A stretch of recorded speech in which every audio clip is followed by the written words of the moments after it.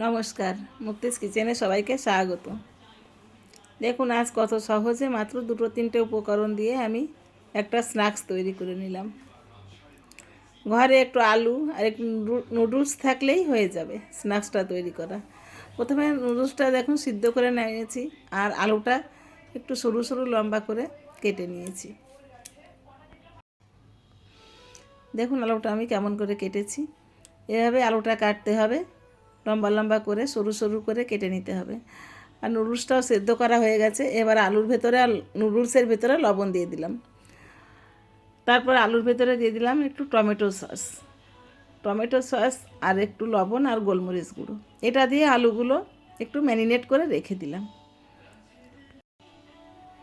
এদিকে নুডলসের মধ্যে দিয়ে দিলাম বড় চামচের 2 চামচ কর্নফ্লাওয়ার, দুটো ম্যাগি মশলা, একটু লবণ আর গোলমরিচ গুঁড়ো।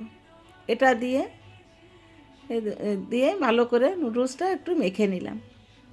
হালকা হাতে মাখতে হবে, মেখে যাতে কোটটা সুন্দর হয়ে যায়, একটু টাইট হয় নুডলসটা, এই জন্যই হালকা হাতে মেখে রেখে দিয়েছি। এবার একটা করে আলু নেব আর নুডলসের ভিতরে দিয়ে একটা একটা করে স্ন্যাক্স তৈরি করব। দেখুন আমি কীভাবে তৈরি করছি স্ন্যাক্সটা। এই কাজটা খুব সাবধানেই করতে হয়, কেন আলুটা বারবার সরে সরে যায়। এই জন্য এই কাজটা খুব আস্তে আস্তে একটু ধৈর্য সহকারে করতে হবে। করে একে একে আমি এইভাবে সব স্ন্যাক্সগুলো তৈরি করে নেব। আগে দেখুন কীভাবে তৈরি করলাম স্ন্যাক্সটা, দেখতে কত সুন্দর হয়েছে। এভাবে সবগুলো করে নিতে হবে। তৈরি করা যত সহজ, খেতে অসাধারণ, অনেক সুন্দর হয় খেতে। আপনারা এভাবে করে খেয়ে দেখবেন, এর স্বাদ ভুলতে পারবেন না, মনে হবে রোজই করি। এবার দেখুন কড়াইয়ে পর্যাপ্ত তেল দিয়েছি। তেলটা গরম হয়ে গেলে একে একে আমি স্ন্যাক্সগুলো তেলের ভিতরে দিয়ে দিচ্ছি। আমি যেটুকু নুডলস সেদ্ধ করেছিলাম তাতে আমার 5টা স্ন্যাক্স হয়েছে। বাকি আলুগুলো আছে আমার, ওগুলো দিয়ে আমি ফ্রেঞ্চ ফ্রাই তৈরি করব, সেটাও দেখাবো আপনাদের। এই ভাজার কাজটা খুব আস্তে আস্তে লো ফ্লেমেই ভাজতে হবে, হাই ফ্লেমে ভাজা যাবে না। হাই ফ্লেমে ভাজতে গেলে কিন্তু পুড়ে যাবে, কিন্তু ভেতরটা কাঁচা থেকে যাবে। আর সবসময় লো ফ্লেমে ভাজলে কি হয়, ভাজাটাও সুন্দর হয়, ভেতরটাও কাঁচা থাকে না, বেশ মুচমুচে হয় জিনিসটা। এই জন্য সবসময় একটু ধৈর্য সহকারে লো ফ্লেমেই ভাজতে হয়।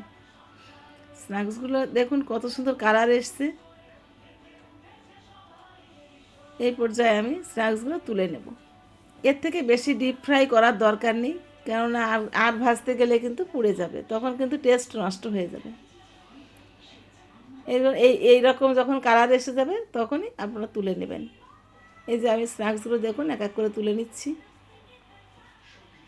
তুলে আমি একটা টিস্যু পেপারের উপর রেখে দিয়েছি, কেননা যে এক্সট্রা তেলটা আছে, তেলটা টিস্যুটা টেনে নেবে, এই জন্য আমি টিস্যুটার উপরেই ভাজাটা রেখে দিচ্ছি।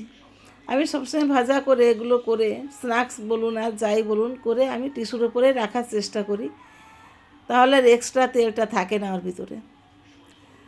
এই দেখুন কত সুন্দর হয়েছে আমার স্ন্যাক্সগুলো দেখতে। সবগুলোই আমার ভাজা হয়ে গেছে, তুলে নিয়েছি। দেখুন এই টমেটো সস দিয়ে সার্ভ করব।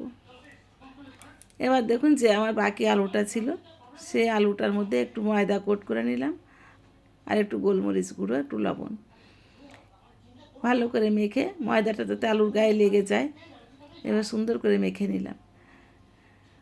আপনারা যদি আমার ভিডিওগুলো আমার ফেসবুক পেজ থেকে দেখেন, আমার পেজটাকে ফলো করে আমার পাশে থাকবেন।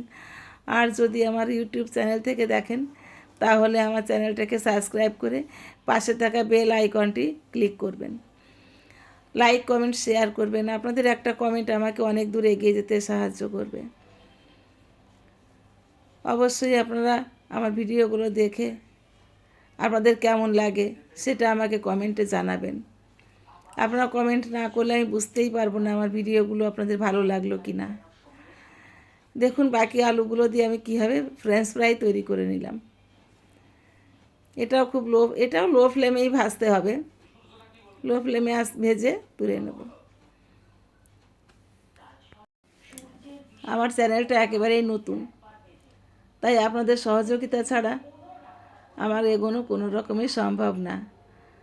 তাই আমি চাই আপনারা আমাকে একটু সহযোগিতা করুন, আমাকে এগিয়ে যাওয়ার অনুপ্রেরণা যোগান। দেখুন আমার ফ্রেঞ্চ ফ্রাইগুলো ভাজা হয়ে গেছে, কত সুন্দর হয়েছে দেখুন।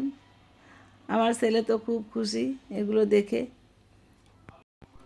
প্রত্যেক দিন নতুন নতুন খাবার খেতেও খুব পছন্দ করে। আজ এ পর্যন্তই, ধন্যবাদ সবাইকে। সবাই ভালো থাকবেন, সুস্থ থাকবেন। অন্য দিন দেখা হবে অন্য কোনো নতুন ভিডিও নিয়ে।